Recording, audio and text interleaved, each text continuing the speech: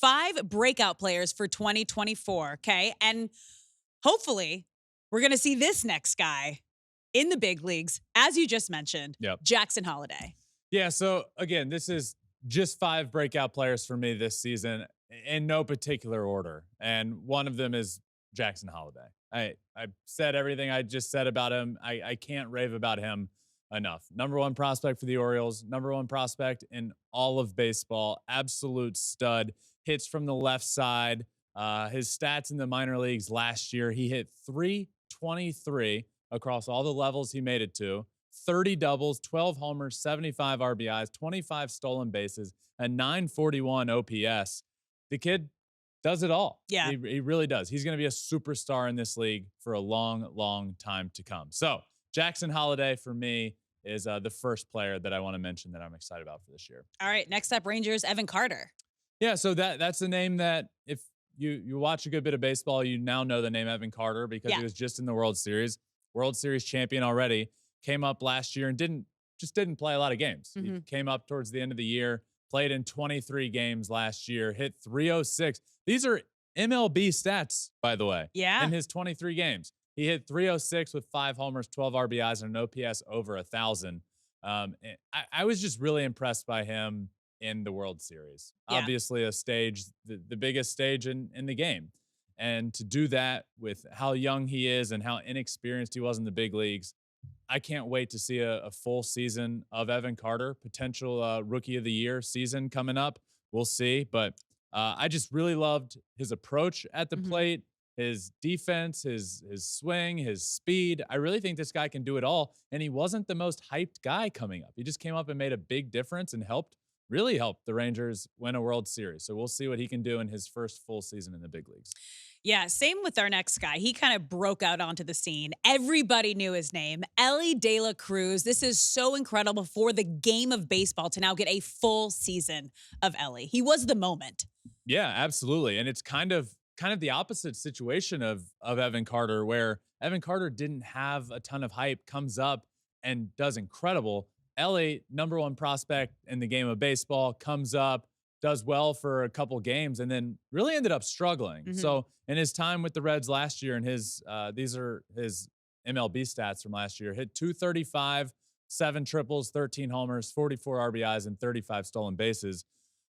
I'm excited to see what Ellie's going to do this year. Is he going to have a bounce back? Is his approach going to be different? Is he going to cut down on his strikeouts? Is he going to put more balls in play? This guy can do it all. He's got the hardest throw across the infield ever. Throws 100 miles an hour across the infield. Can hit bombs, can steal bases. But I think this is a year that we can see him hopefully put it all together, and all of that potential that we saw and that number 1 prospect ability. The Reds need him to be that guy this year. And, yeah, they do. Speaking of, we just had Votto on. Jonathan India came out yesterday. He was Monday, and he talked all about Ellie and all about this Reds team and said, no more excuses.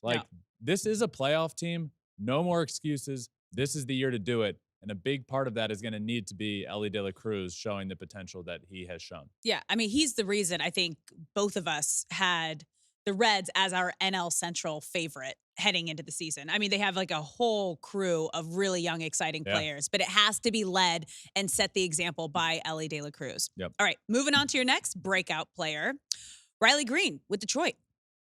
I got to throw a Tiger in. I know you do. I have to. And it just feels like Riley Greene has not really had a clean slate yet in his career. A lot of hype, him coming up with Spencer Torkelson, but every year, he comes up and then there's injuries. And then heading into last year, there was tons of hype and then the injury, and Riley Greene didn't break camp with the team. And that just kind of derailed the start to his season, obviously, but really the Tigers season. There was a lot of hype, and for him to start the year injured sucked. But when he did finally get back and was healthy and playing, he had 271 with 19 doubles, 11 homers, 37 RBIs. I'm excited to see what he's going to do. Look, I for the longest time felt like, hey, I think the stud of this organization is Spencer Torkelson, and I still believe in the future of Spencer Torkelson. But I think Riley Greene will be great. I think he has future all-star potential. I think they both do. But Riley Greene, has really, in my opinion, shown what it takes to be a star in the league. I'm excited to watch him play outfield for the Tigers. He's great defensively. He was really good offensively when he was playing last year. So Riley Greene for sure is on this list for me. All right, we're wrapping things up with a guy you've been hyping up for almost a year now. Mets catcher Francisco Alvarez. I'm so excited for Francisco Alvarez this year that I almost wore a Francisco Alvarez shirt today, but it's blue and my pants are blue, and I didn't feel like that was going to be a good look. No one sees your pants. So You wear an Alvarez So I shirt. went away from the Francisco Alvarez blue shirt, but just know I was going to wear it because of how excited I am. This guy hit 25 homers in the big leagues last year, only hit 209. I think that goes way up. Yeah. I think he has a much higher OPS this year than 721. I think he goes upwards of 25 homers for sure. I saw him in an interview the other day, and he was like, I want to break the all-time Mets record for homers by a catcher, which is a guy named Mike Piazza has that catcher homer record. So we'll see if he can do that. But he was one of my faves on the Dodgers. Like in the moment you say Piazza, I'm like, oh, my childhood. So, man, I can't wait to watch him behind the plate and see how much he's improved back there. He's throwing out guys left and right in the game the other night. He threw out a couple guys and hit a homer.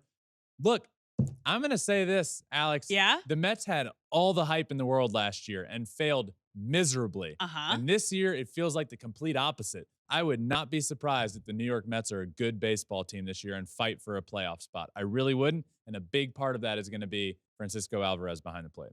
Hot take.